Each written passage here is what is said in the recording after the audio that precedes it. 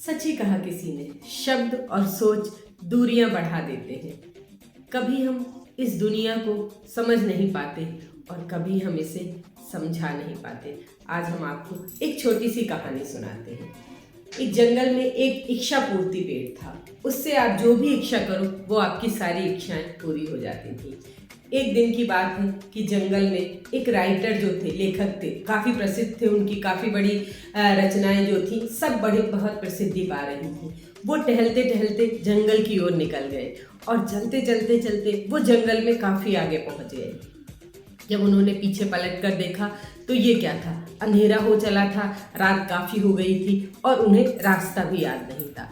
फिर वो जंगल में आगे की तरफ ही बढ़ने लगे और बढ़ते बढ़ते चले गए। चलते चलते वो उसी इच्छा पूर्ति पेड़ के जो है नज़दीक पहुंच गए। वहां पहुंचते पहुंचते वो काफ़ी थक गए थे। पेड़ काफ़ी बड़ा था तो उन्होंने सोचा अब तो मैं घर वापस नहीं जा सकता, इस पेड़ के नीचे ही बैठ के थोड़ी देर सुस्ता लेता हूँ, अपनी थकान मिटा लेता हूँ। वो ये नहीं जानते थे कि वो ये इच्छा पूर्ति का पेड़ है।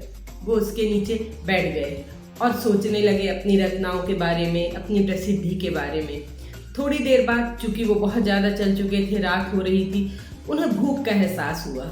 उन्होंने सोचा इतने जंगल में है, काश बहुत तेज़ की भूख लग रही है, मुझे अच्छा सा खाना मिल जाता तो कितना अच्छा रहता। अब चूंकि वो इच्छा पूर्ति पेड़ के नज़दीक थे तो वैसा ही हुआ, उनके सामने खाने की थाली आ गई।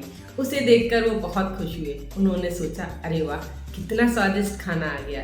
चूंकि वो भूखे थे तो उनके मन में कुछ और विचार ही नहीं आया कि खाना कहाँ से आया, कैसे आया। वो तो खाना देख के सिर्फ खाना खाने बैठ गए, क्योंकि खाना बहुत ही स्वादिष्ट था और बहुत सारे व्यंजन थे। उन्होंने जल्दी जल्दी से खाना खा लिया। खाना खाने के बाद उन्हें प्यास लगी और चूंकि गर्मी का भी समय था, उन्हें लगा काश अच्छा शरबत हो जाता, पानी मिल जाता तो मज़ा ही आ जाता। ये क्या था, उनके सोचने की ही देर थी। पानी भी आ गया, शरबत भी आ गया 2 गिलास। उन्होंने जल्दी जल्दी पिया, पानी पिया और फिर से टिक के बैठ गए। अब उन्होंने सोचा रात तो यहाँ ही काटनी पड़ेगी, अब क्या किया जाए। काश मुझे 2 तकिए मिल जाते सिर के नीचे लगाने के लिए और कुछ बिछाने के लिए, तो रात अच्छे से गुजर जाती।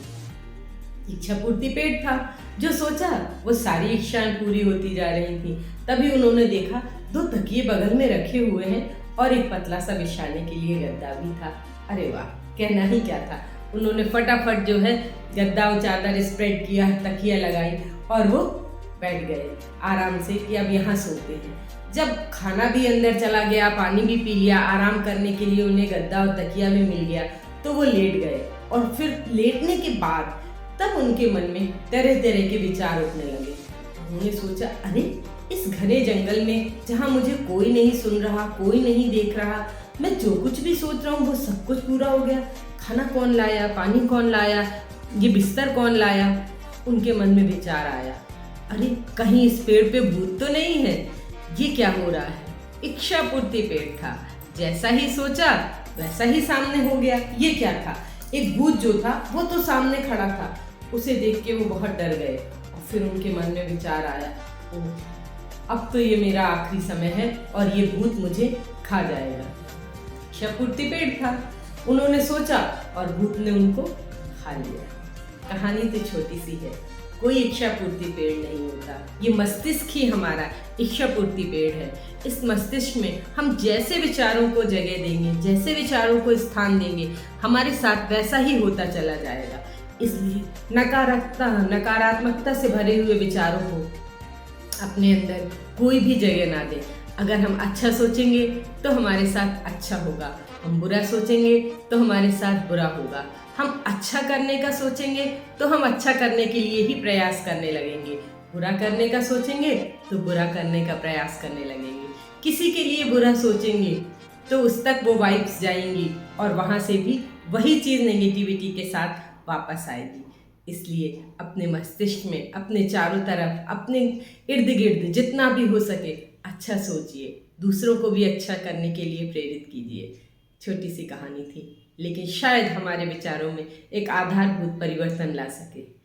अंत में इतना ही कहना चाहूँगी, रोज़ सुबह उठकर अपने जीवन में एक छोटा सा लक्ष्य निर्धारित करिए और शाम तक उस लक्ष्य को प्राप्त करने के लिए अपना जी जान लगा दीजिए। आप देखेंगे एक एक करके जब हमारे लक्ष्य पूरे होने लगेंगे तो हम किस तरीके से जीवन में ऊंचाइयों पे पहुंचने लगेंगे। फिर मिलेंगे एक नई सोच, एक नई कहानी के साथ। मैं नीलम।